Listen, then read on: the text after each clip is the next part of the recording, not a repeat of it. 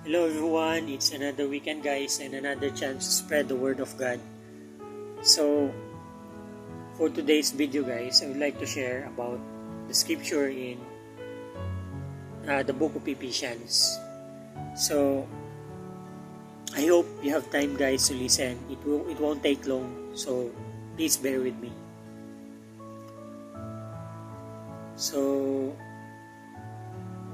it is said in Ephesians 2:19-22, "Now therefore you are no more strangers and foreigners, but fellow citizens with the saints and the household of God, and are built upon the foundation of the apostles and the prophets, Jesus Christ himself being the chief cornerstone, in whom all the building fitly framed together groweth unto an holy temple in the Lord, in whom you also are builded together for an habitation of God through the Spirit."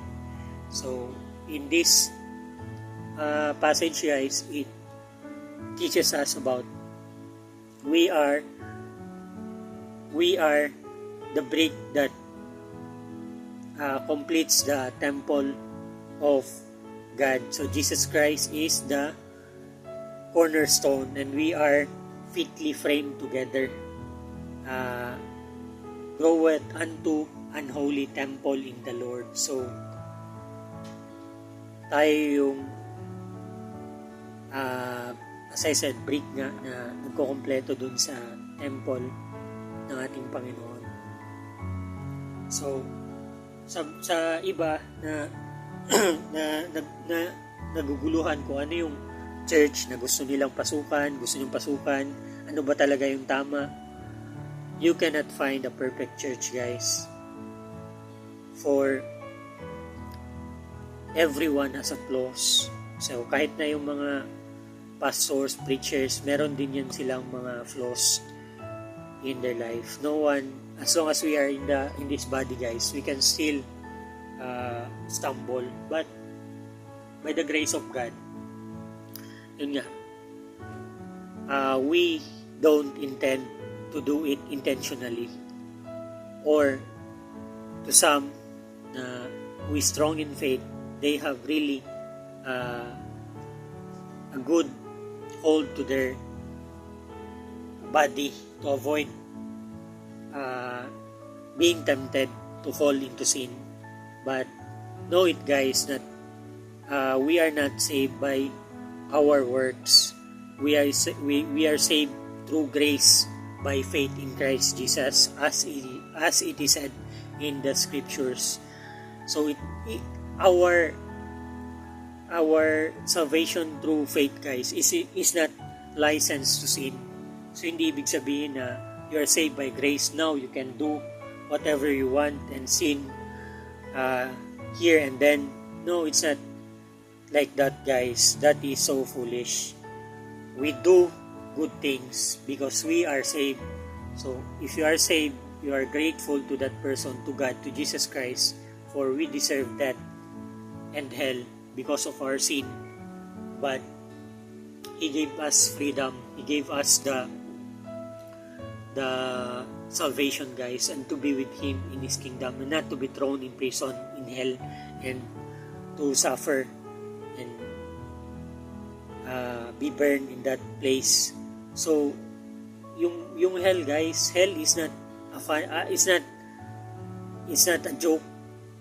To some, maybe you will think na ito na naman yung mga na thinking about fairy tales to some. But for those who are saved, it is the gospel. What we believe on is the power of God unto salvation. So just let them be guys. But for those who believe in Christ, be sure that we will be with our Lord in due time. So as what I said, our salvation does not lie on the our work, because we are saved by faith. But we are faith is not a license to do sin. We do good works because we are grateful to God. We are thankful for what He have done in our life. So that's why we do good thing. So if we stumble, if we sin, but we don't do it intentionally, yung talagang plinano mo talaga ba, and then you continually do it, dwelling on it, walang preno sa buhay mo. So para ka lang nagda-drive, whatever it is, you continue to drive your vehicle even if you know that you will fall, even if you know that you will crash on this thing or whatever it is. So use your brake, guys. Use the brake, the knowledge of the scripture in your heart. That is our guide. For the word is God, is a lamp unto our feet. The word of God is light. That is Christ. So if we read the scriptures, we have the light. So the light, the word, the scriptures will convict us and give us guidance in our life. Na you need to stop because you will fall, you will crash in the vehicle in front of you. So that's the knowledge of the scripture. So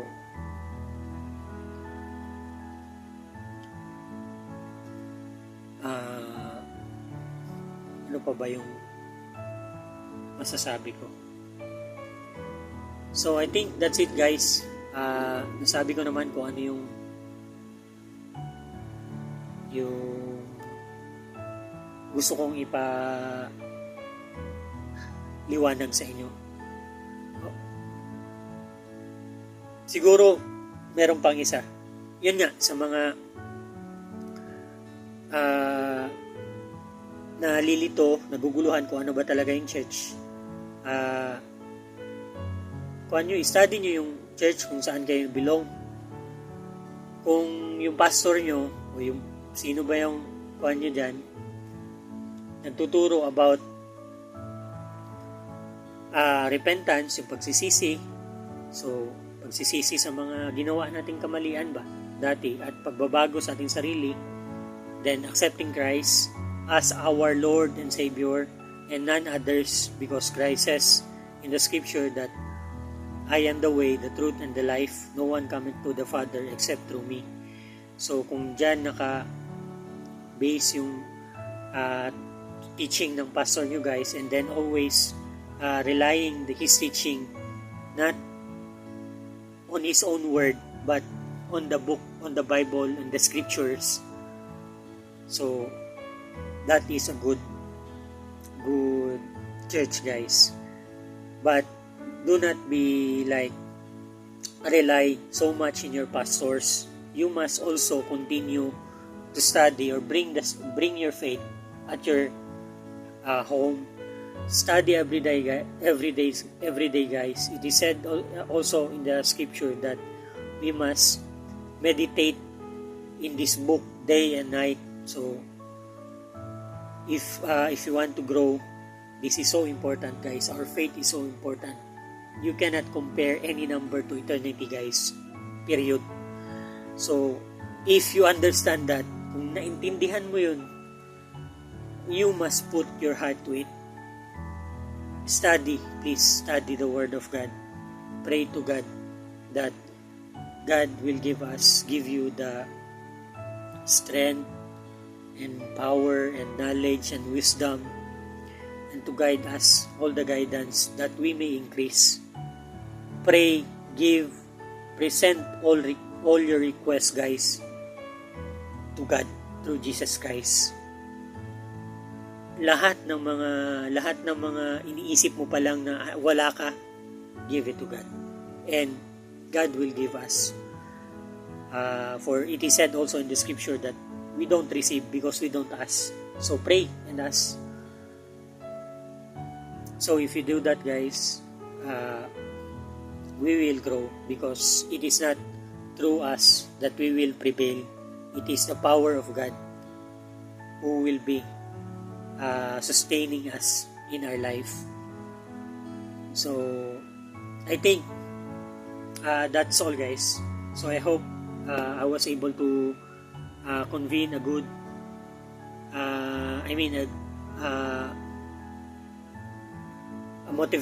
motivation, and I hope also, guys, that we keep, as I always said, let us fear God and depart from evil. May the Father of Lord, may the Father of heaven and earth be with us always. In Jesus' name. God bless us, guys. Thank you.